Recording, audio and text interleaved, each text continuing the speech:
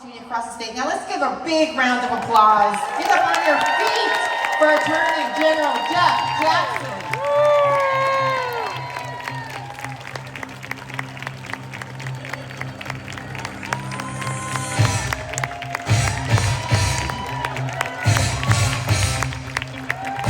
Thank you. It's good to see you. What a beautiful evening. Yeah. What perfect weather. Yeah. And what a cool place that I didn't even know existed until an hour ago. This place is fantastic. I've been looking forward to this. Thank you all for taking the time to join us. I've had a chance to speak with some of you I've known for a long time. Some of you I am meeting for the first time right now. Very nice to meet you. Having had a chance to speak with you and lots of folks, what I sense is that anxiety levels these days are a little bit high. And I get it. We all get it. Here's what I want to do with my remarks. I want to tell you some things that just make you feel better. So that by the time you leave here tonight, that anxiety level has hopefully crept down a little bit. All right, sound good? Great. Because as was said, as Attorney General, what you do in North Carolina is you lead the North Carolina Department of Justice. And we do all kinds of things. We got 1,000 people all working on your behalf, working on 10,000 active cases. It's this phenomenal asset on the part of the state. And I get to see all manner of great things that are being done on your behalf all day that you don't really get to see. Because most of that stuff will never make the news. Some of it does make the news. Like when we were able to restore $165 million in funding for public education in North Carolina that was unlawfully taken from the state. Or you may have seen we won against the effort to defund AmeriCorps, which would have really hurt Western North Carolina.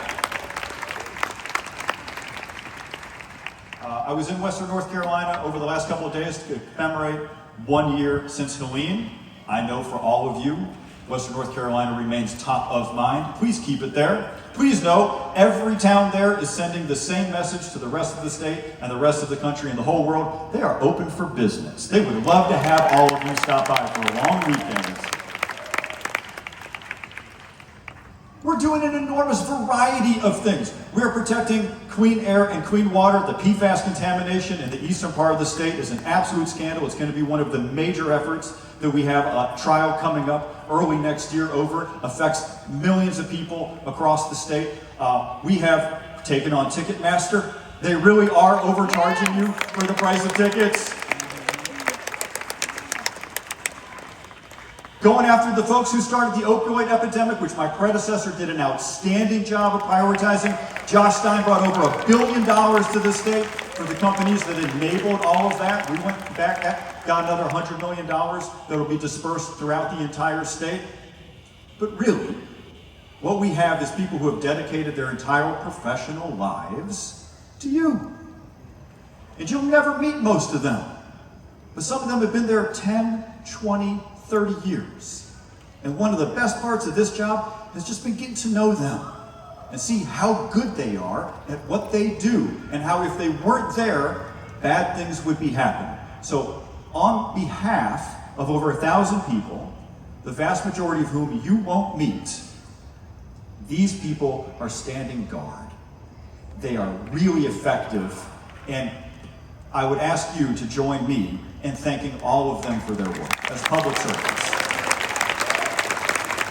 Believe me, we're going after robocalls. And we're a top 5 state for destinations for robocalls. The vast majority of them are illegal. The vast majority of these people are just trying to scam you, overwhelmingly targeting senior citizens. And I told my team when I came in, I said, we are going to find a way to become more aggressive on this. And so far, so good. More to report coming up on that. But let me just bottom line things real quick. I opened this by talking about anxiety levels being a little bit high. And I get it, we all get it. But there is a thin line between anxiety and confidence. And what I would love is if we crossed over and showed a little less anxiety and just felt a little more confidence.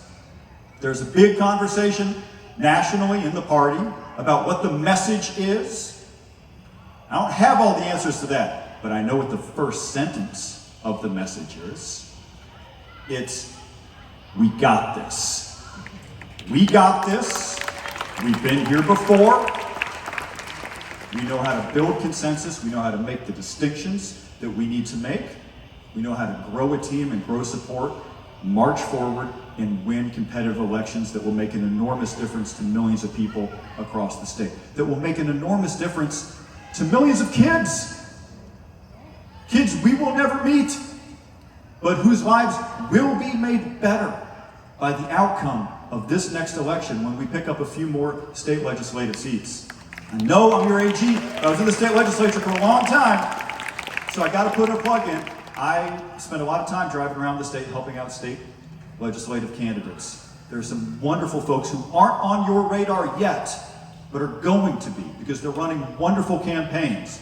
And these are the people who are going to win or lose by 200 votes, 300 votes. The entire thing will come down to maybe 2,000 votes spread across 3 or 4 of these legislative seats. So I ask you, as we get very excited for the nation's premier U.S. Senate race, which is awesome, that's a wonderful thing,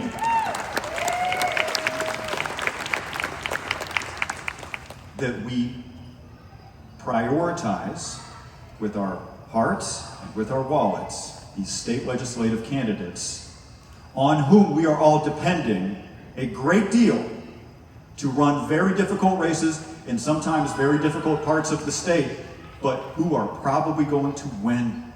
And when they do, the more that we supported them, the more we're going to enjoy the celebration on election night. I give you all of that just to make you feel a little bit better during a difficult time. And thank you. I'll see you soon. Take care.